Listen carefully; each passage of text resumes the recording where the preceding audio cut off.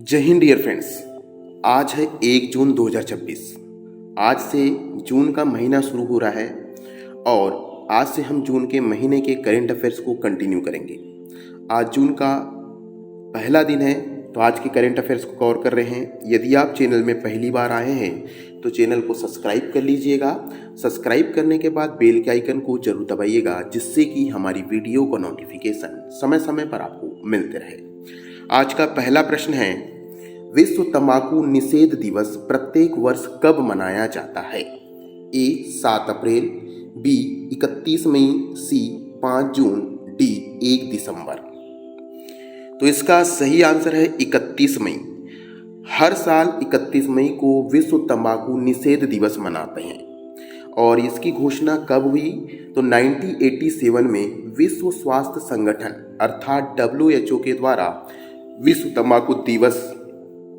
तंबाकू निषेध दिवस मनाने की घोषणा की गई थी।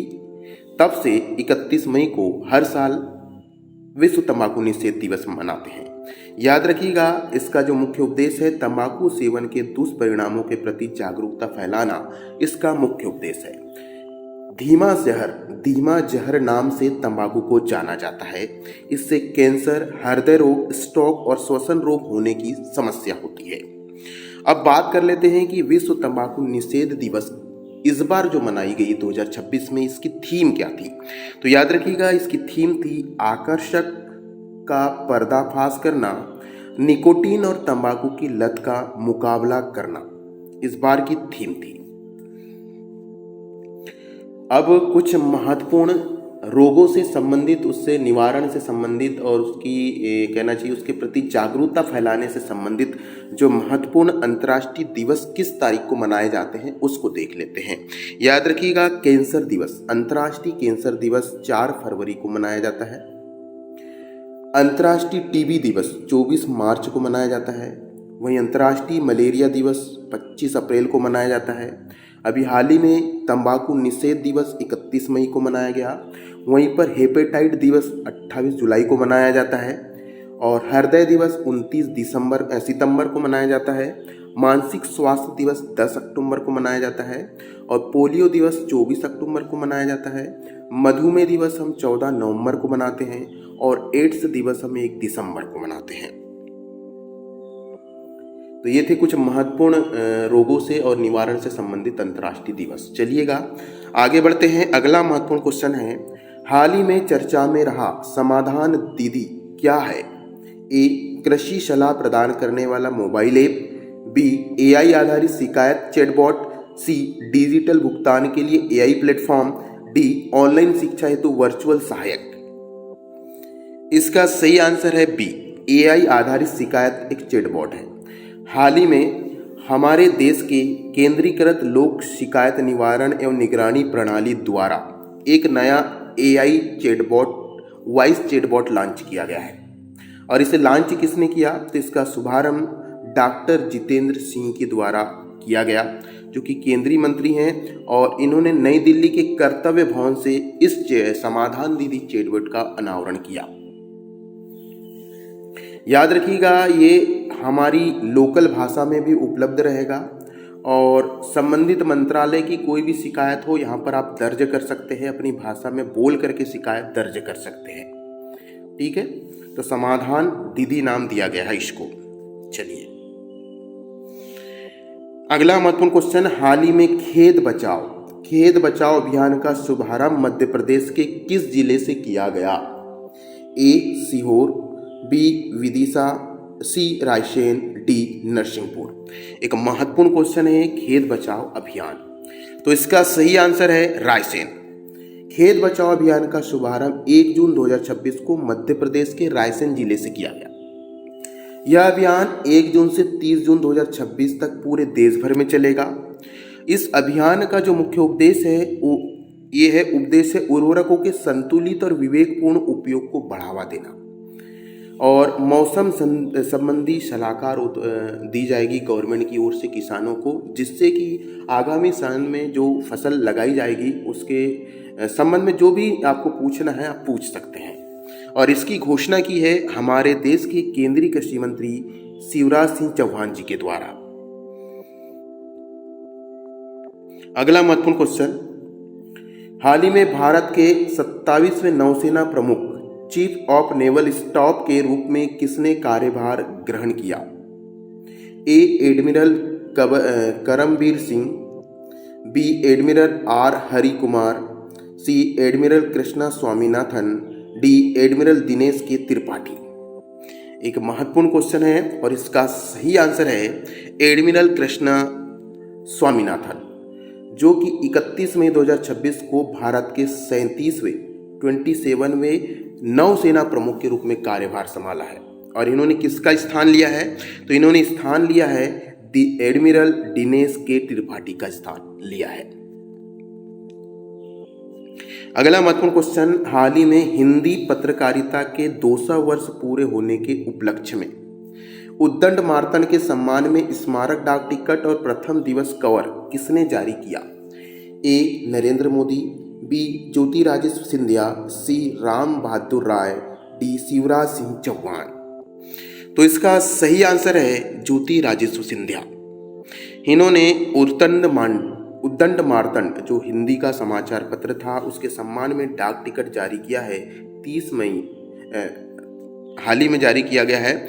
आपको बता दें कि उद्दंड मार्तंड का जो प्रकाशन है 30 मई 1826 को प्रारंभ हुआ था, जो हिंदी का प्रथम समाचार पत्र था। इसके 200 वर्ष पूर्ण हुए द्विशताब्दी वर्ष है। इसके इस उपलक्ष्य में स्मारक टिकट जारी किया गया है। कार्यक्रम कहाँ आयोजित किया गया था? तो नई दिल्ली में। और नई दिल्ली में राम बहादुर राय के प्रधानमंत्री का बधाई संदेश भी पढ़ा गया।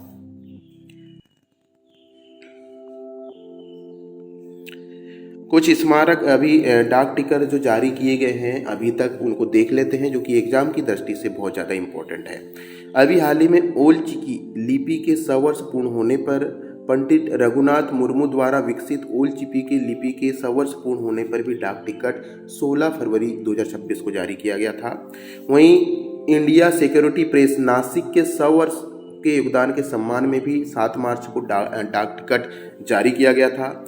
वहीं दिल्ली के प्रमुख महिला महाविद्यालयों के योगदान को सम्मानित करने के लिए भी डाक टिकट जारी किया गया 25 मार्च 2026 को। पोस्टल ट्रेनिंग सेंटर के 75 वर्ष पूर्ण होने पर भी एक स्मारक डाक टिकट जारी किया गया 2 अप्रैल को। आंध्र यूनिवर्सिटी के शताब्दी वर्ष 100 वर्ष के होने पर 27 अप्रैल को एक डाक टिकट जारी किया गया। वहीं पर सोमनाथ मंदिर के सांस्कृतिक और ऐतिहासिक महत्व को सम्मानित करने हेतु भी मई में अंतिम सप्ताह में एक डाक टिकट जारी किया गया था। तो ये स्मारक और डाक टिकट हाल ही में जारी किए गए हैं, इनको याद रखिएगा क्योंकि एग्जाम में क्वेश्चन पूछे जा सकते हैं। यदि वीडियो पसंद आ रहा है तो लाइक करें, ज़्यादा से ज़्यादा शेयर करें। आज हम इसका टारगेट रखते हैं 10 लाइक का। अगला महत्वपूर्ण क्वेश्चन, हाल ही में fit India Sundays on cycle के 76वें संस्करण का आयोजन कहाँ किया गया? A Guwahati, B Agartala, C Shillong, D Kohima. इसका सही आंसर है शिलोंग। मेघालय के शिलोंग में 76वां fit India Sundays on cycle का संस्करण का आयोजन मेघालय की राजधानी शिलोंग में किया गया। इस कार्यक्रम में केंद्रीय युवा कार्यक्रम खेल मंत्री मनसुख मंडाविया उपस्थित रहे। इसमें 1000 से अधिक स्थानों पर नियमित रूप से साइकिलिंग कार्यक्रम आयोजित किए जा रहे हैं। अगला महत्वपूर्ण क्वेश्चन, हाल ही में योगांध्र अभियान किस राज्य में चलाया गया? ए कर्नाटक, बी तमिलनाडु, सी आंध्र प्रदेश, डी तेलंगाना। याद रखिएगा जो नाम आया है यहाँ पर योगांध्र, इसमें 2 शब्द जुड़ा है, योग और आंध्र। अब आप बता दीजिए कि कौन से प्रदेश में होगा। तो इसका सही आंसर आपने गेस कर लिया होगा, इसका सही आंसर है आंध्र प्रदेश। योगांध्र अभियान 7 जून से शुरू किया जाएगा आंध्र प्रदेश में और इस अभियान में लगभग 1 करोड़ लोगों की भागीदारी सुनिश्चित की है। आंध्र प्रदेश के मुख्यमंत्री एन चंद्रबाबू नायडू ने इसके भव्य आयोजन के निर्देश दिए हैं। अंतर्राष्ट्रीय योग दिवस 21 जून को मनाया जाएगा। राज्य स्तरीय योग कार्यक्रम अमरावती में आयोजित होगा। ठीक है। अगला महत्वपूर्ण क्वेश्चन, ये भी बहुत ज़्यादा इंपॉर्टेंट है एग्जाम की दृष्टि से। हाल ही में मादा चीता निर्वा और उसके 3 शावकों को छोड़ने के बाद कुनो राष्ट्रीय उद्यान में चीतों की संख्या कितनी हो गई है? A16, B18, C26, D22। इसका सही आंसर है कूनो राष्ट्रीय उद्यान में अब चीतों की संख्या 20 हो गई है। कूनो राष्ट्रीय उद्यान कहाँ पर स्थित है? तो मध्य प्रदेश के श्योपुर जिले में स्थित है। और चीता परियोजना के तहत प्रधानमंत्री नरेंद्र मोदी की महत्वाकांक्षी योजना है चीता परियोजना। उसके तहत कूनो राष्ट्रीय उद्यान में चीता को छोड़ा गया है। 3 शावक और एक मादा निर्वा, नाम दिया गया है निर्वा, मई 2026 में खुले जंगल में छोड़ दिया गया। अब इस प्रकार राष्ट्रीय उद्यान में चीतों की संख्या 20 हो गई है। इनकी निगरानी रेडियो टेलीमेट्री सिस्टम द्वारा की जाती है। भारत में चीतों को पुनः बसाने की जो शुरुआत है 2022 से शुरू हुई। कूनो राष्ट्रीय उद्यान, ये तो हो गया। चलिए अगला महत्वपूर्ण क्वेश्चन, हाल ही में कर्नाटक कांग्रेस विधायक दल का नया नेता किसे चुना गया है जो राज्य के अगले मुख्यमंत्री भी होंगे? ए सिद्धारमैया, बी डी के शिव कुमार, सी जी परमेश्वर, डी के सी वेणुगोपाल। इसका सही आंसर है डी के शिव कुमार। कर्नाटक कांग्रेस विधायक दल के नेता होंगे, अर्थात ये कर्नाटक के नए मुख्यमंत्री होंगे। ठीक है। और डी के शिव कुमार के नाम का प्रस्ताव सिद्धेश्वरैया और जी परमेश्वरा द्वारा लिया गया।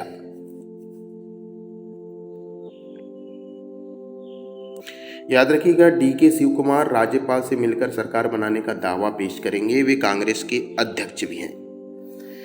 अगला महत्वपूर्ण क्वेश्चन, हाल ही में स्वच्छ मोबाइल ऐप का शुभारंभ किस राज्य में किया गया? ए उड़ीसा, बी झारखंड, सी पश्चिम बंगाल, डी बिहार। इसका सही आंसर है पश्चिम बंगाल। पश्चिम बंगाल में स्वच्छता सुधार के लिए नया स्वच्छ मोबाइल ऐप लॉन्च किया गया है और इस ऐप का शुभारंभ केंद्रीय आवास एवं शहरी विकास मंत्री मनोहर लाल खट्टर ने कोलकाता में किया। नागरिक इस ऐप पर रुका हुआ पानी, कचरा, नालियों की सफाई की फोटो अपलोड कर सकते हैं। समस्या कि फोटो अपलोड करो और 2 घंटे के अंदर उसका निदान हो जाएगा अधिकारियों के माध्यम से। इस ऐप में 10 नगर पालिकाओं द्वारा पायलट प्रोजेक्ट के तहत शुरू किया गया है और जब अच्छा चला तो आगे भी इसको बढ़ाया जाएगा पूरे राज्य में। अब कुछ ऐप देख लेते हैं, जैसे योगांध्र ऐप अभी आंध्र प्रदेश ने शुरू किया है, बीसी सखी ऐप उत्तर प्रदेश ने शुरू किया है और कर्नाटक में गृह लक्ष्मी ऐप और पोर्टल लॉन्च किया है कर्नाटक ने। तो इतने ऐप लॉन्च किए हुए हैं अभी, याद रखिएगा। फिर से बता रहा हूँ, स्वच्छ ऐप पश्चिम बंगाल, योगांध्र ऐप आंध्र प्रदेश, बीसी सखी ऐप उत्तर प्रदेश, गृह लक्ष्मी ऐप और पोर्टल कर्नाटक। हाल ही में यूईएफए चैंपियन लीग 2026 का खिताब किस क्लब ने जीता है? A Arsenal, B Real Madrid, C Paris Saint Germain अर्थात PSG, डी मैनचेस्टर सिटी। इसका सही आंसर है पेरिस सेंट जर्मेन। PSG ने यूईएएफ चैंपियन लीग 2026 जीत लिया है। Union of European football association द्वारा यह प्रतियोगिता आयोजित की गई थी। फाइनल मुकाबला जर्मन, फ्रांस और इंग्लैंड के बीच आर्सेनल क्लब है और एक है पेरिस सेंट जर्मन, एक क्लब है फ्रांस का और आर्सेनल क्लब है इंग्लैंड का। दोनों के बीच में मैच हुआ और ये मैच बुडापेस्ट में खेला गया था। इसे शॉर्टकट में PSG और आर्सेनल कहा जाता है। दूसरी बार दोनों फाइनल लीग में पहुंचे थे। विजेता का जो पेनल्टी शूटआउट से विजेता की घोषणा हुई। यूएईएफ चैंपियन लीग यूरोप की सबसे प्रतिष्ठित क्लब फुटबॉल क्लब प्रतियोगिता है।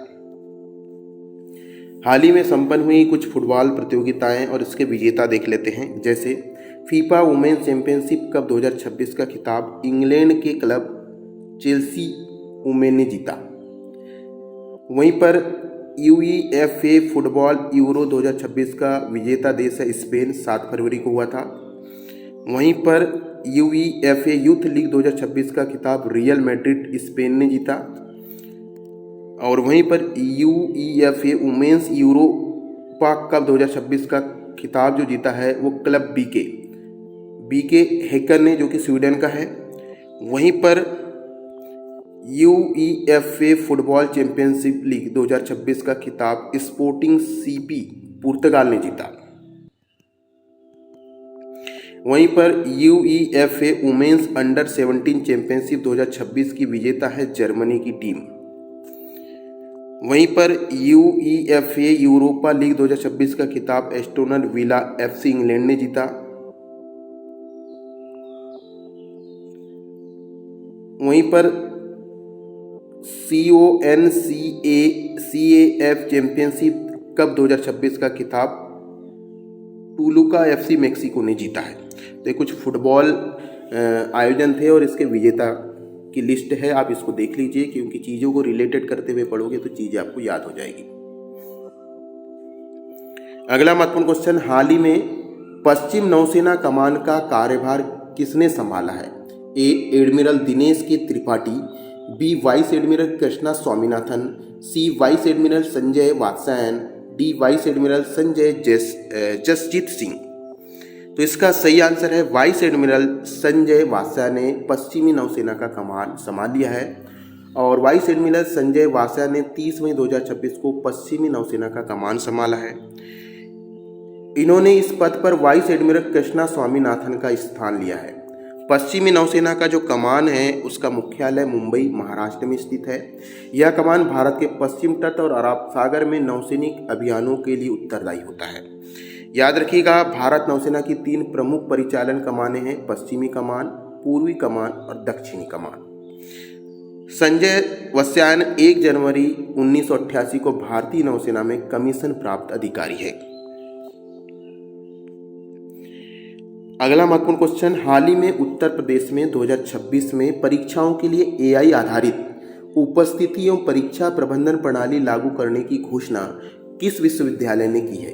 A Banaras Hindu university, B doctor APJ Abdul Kalam technology university, C university of Lucknow, D Allahabad university. तो इसका जो सही आंसर है वो है डॉक्टर APJ अब्दुल कलाम तकनीकी विश्वविद्यालय। इसने अब परीक्षा के लिए AI आधारित और डिजिटल प्रणाली का उपयोग करेगा, ऐसा पहली बार हो रहा है। और एमटेक परीक्षाओं में AI आधारित उपस्थिति और बैठने की व्यवस्था का पायलट प्रोजेक्ट शुरू किया गया है। इस प्रणाली में बारकोड आधारित एडमिट कार्ड और बारकोड स्कैनिंग का उपयोग किया जाएगा। छात्रों की पहचान सत्यापित करने के लिए बायोमेट्रिक सत्यापन की आवश्यकता पड़ेगी। केंद्रीय कंट्रोल कमांड रूम भी इसमें बनाए गए हैं और उत्तर प्रदेश के 756 कॉलेज से अभी दायरे में है। ये पायलट प्रोजेक्ट के तहत शुरू किया गया है। आगामी अगर ये अच्छा हुआ तो सभी कॉलेजों में लागू होगा। अगला महत्वपूर्ण क्वेश्चन बहुत ज़्यादा इंपॉर्टेंट है ये, हाल ही में गोवा राज्य स्थापना दिवस कब मनाया जाता है? ए 19 दिसंबर, बी 30 मई, सी 15 अगस्त, डी 26 जनवरी। इसका सही आंसर है 30 मई। गोवा राज्य स्थापना दिवस 30 मई 1987 को मनाया जाता है। भारत का 25वां राज्य बना था 1987 में और 19 दिसंबर 1961 को गोवा पुर्तगाली शासन से मुक्त हुआ था। 19 दिसंबर को गोवा की बात करें तो गोवा की राजधानी पणजी है। गोवा का उच्च न्यायालय मुंबई हाईकोर्ट की गोवा पीठ में है। गोवा क्षेत्रफल की दृष्टि से भारत का सबसे छोटा राज्य है। अपनी समुद्री तटों, पर्यटन और संबंध सांस्कृतिक विरासत के लिए गोवा जाना जाता है। गोवा की बात करें तो यहाँ के राज्यपाल है PS श्रीधरन पिल्लई। गोवा के मुख्यमंत्री है डॉक्टर प्रमोद सावंत। यहाँ की राज्यभाषा है कोंकणी। कुछ स्थापना दिवस, कुछ राज्यों के स्थापना दिवस जो हाल ही में मनाए जाते हैं देख लीजिए। जैसे हिमाचल प्रदेश का जो स्थापना दिवस है 25 जनवरी को मनाया जाता है। अरुणाचल प्रदेश और मिजोरम का स्थापना दिवस 20 फरवरी को मनाया जाता है। बिहार का स्थापना दिवस 22 मार्च को मनाया जाता है। उड़ीसा का स्थापना दिवस 1 अप्रैल को मनाया जाता है। गुजरात और महाराष्ट्र का स्थापना दिवस 1 मई को मनाया जाता है। सिक्किम राज्य की स्थापना दिवस हम 16 मई को मनाते हैं। अगला महत्वपूर्ण क्वेश्चन, हाल ही में नेवी सौर संग्रहालय कहां पर स्थापित किया जा रहा है? ए कानपुर, बी प्रयागराज, सी लखनऊ, डी वाराणसी। इसका सही आंसर है लखनऊ। नेवी सौर संग्रहालय लखनऊ में स्थापित किया जा रहा है और इसका उद्घाटन रक्षा मंत्री राजनाथ सिंह और वहां के मुख्यमंत्री योगी आदित्यनाथ द्वारा लखनऊ में किया गया। यह संग्रहालय भारतीय नौसेना के शौर्य, पराक्रम और राष्ट्र सेवा पर को समर्पित है। इस संग्रहालय में INS गोमती जैसे बहुत बड़े जहाजों के उपकरण यहाँ रखे गए हैं। ठीक है। अगला महत्वपूर्ण क्वेश्चन, हाल ही में विश्व तंबाकू निषेध दिवस के अवसर पर तंबाकू मुक्त शैक्षणिक संस्थान तंबाकू फ्री एजुकेशनल इंस्टीट्यूशन ऐप का प्रायोगिक संस्करण का शुभारंभ किसने किया? ए जेपी नड्डा, बी पुण्य सलीला श्रीवास्तव, सी मनसुख मांडविया, डी धर्मेंद्र प्रधान। इसका सही आंसर है पुण्य सलीला श्रीवास्तव ने, जो कि भारत सरकार के स्वास्थ्य और परिवार कल्याण मंत्रालय में सचिव हैं। इन्होंने तंबाकू मुक्त शैक्षणिक संस्थान ऐप का प्रायोगिक संस्करण शुभारंभ किया। इस ऐप का मुख्य उद्देश्य है इस देश भर के स्कूल कॉलेजों को तंबाकू मुक्त करना। तंबाकू सेवन कैंसर, हृदय रोग, आघात और श्वसन रोग का प्रमुख कारण है। भारत में 2000 से अधिक तंबाकू मुक्त केंद्र स्थापित किए गए हैं। अगला महत्वपूर्ण क्वेश्चन, ये इंपॉर्टेंट है। हाल ही में ग्रीन एनर्जी कॉरिडोर का तीसरा चरण योजना किस राज्य में शुरू की गई? ए तेलंगाना, बी कर्नाटक, सी आंध्र प्रदेश, डी तमिलनाडु। इसका सही आंसर है Andhra Pradesh. Green energy corridor का तीसरा चरण की घोषणा आंध्र प्रदेश सरकार ने 29 मई 2026 को की। इस परियोजना की कुल लागत 22,000 करोड़ रुपए है। योजना के माध्यम से 18 गीगावाट नवीनीकरण ऊर्जा राज्य के विद्युत ग्रिड में जोड़ा गया है। परियोजना में 2261 किलोग्राम नई ट्रांसमिशन लाइनें विकसित की गई है। 5 प्रमुख स्टेशनों की जो संयुक्त क्षमता है वो 9500 मेगावाट है। आंध्र प्रदेश ने 160 गीगावाट हरित ऊर्जा उत्पादन का दीर्घकालीन लक्ष्य निर्धारित किया है। अगला महत्वपूर्ण क्वेश्चन, मिशन क्वीन पाइनएप्पल किस राज्य में शुरू किया गया है? एक महत्वपूर्ण क्वेश्चन। ए असम, बी मेघालय, सी त्रिपुरा, डी मिजोरम। इसका सही आंसर है त्रिपुरा। त्रिपुरा में मिशन क्वीन पाइनएप्पल योजना शुरू की गई है। मिशन क्वीन पाइनएप्पल त्रिपुरा का जीआई टैग प्राप्त क्वीन अनानास को बढ़ावा देने के लिए शुरू किया गया है। यह केंद्र और त्रिपुरा सरकार की संयुक्त परियोजना है। इसमें 236 करोड़ रुपए लगेंगे और यह मिशन 2028 तक चलेगा। इसका मुख्य उद्देश्य है क्वीन अनानास प्रजाति को विकसित करना और ज़्यादा से ज़्यादा उत्पादन बढ़ाना।